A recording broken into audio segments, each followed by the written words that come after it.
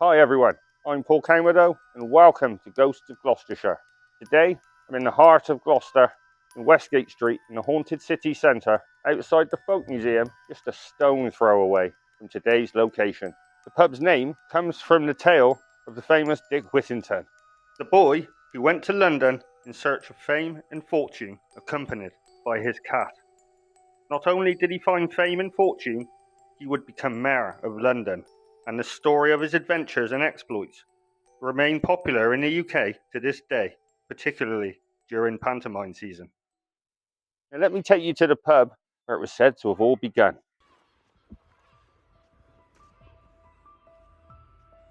Then known as St Nicholas House, it was said to have been built in the 13th century for Dick Whittington's family. But it's not just folklore that surrounds this building. Ghostly stories and the paranormal activity connected to the Dick Whittington is what truly brings this place to the attention of those seeking a ghostly encounter. Let me take you back to the year 1604, when the building was known as St Nicholas House. It was the home of John Taylor, a respected alderman of the city. John Taylor was known for hosting lavish dinner parties and entertaining important guests, but his reputation took a dark turn during an outbreak of the plague that swept through the region. At that time, any household affected by the plague was subject to strict quarantine. So when one of Taylor's young servant girls started to show signs of illness, he saw her not as someone in need of help, but as an inconvenience, a threat to his social and business engagement. Rather than risk quarantine, John Taylor made a cruel decision. He banished the young girl to the cellar, offering her no medical care, and left her all alone in the darkness to die a painful and isolated death. Eventually, the truth of what happened came to light, but only after another servant girl fell ill and the secret could no longer be kept. As a result, John Taylor was expelled from the council, fined £100, which was a lot of money back then, and placed under house arrest. Perhaps not enough for such a heartless act. Fast forward to 1982, during building renovations, a young carpenter was working down in the cellar on his own and had a very chilling experience. Carpenter reached for his chisel, and it was passed to him by an unseen hand. This terrified the young carpenter so much he fled the premises and refused to return alone. The cellar area, later used as a nightclub called the Black Cat, is believed to be the very place where the servant girl was left to die. Her body is said to have been found in the area now used as the ladies' toilet.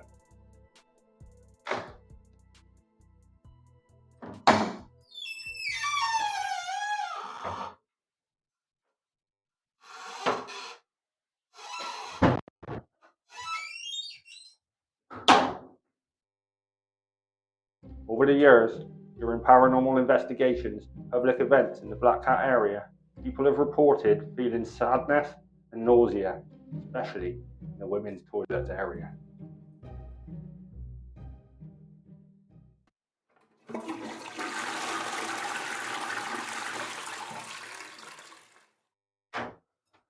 Oh, that's better. Were they sensing the lingering trauma of the servant girl who suffered such a horrible death there? Another frequently reported manifestation is a tall, dark shadow figure seen in the bar area by not just staff, but also by customers too. Who this figure is remains a mystery. Could it be the spirit of Alderman John Taylor? Could possibly be bound to the location of his most terrible act. Beyond the cellar, paranormal activity is reported throughout the pub. Strange noises, footsteps, disembodied voices, and objects disappearing or moving without explanation.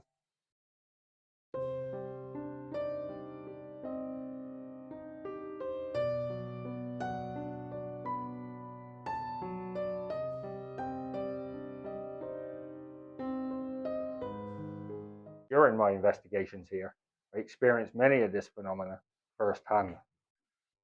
from being physically touched, seeing shadow figures, catching compelling video, audio evidence.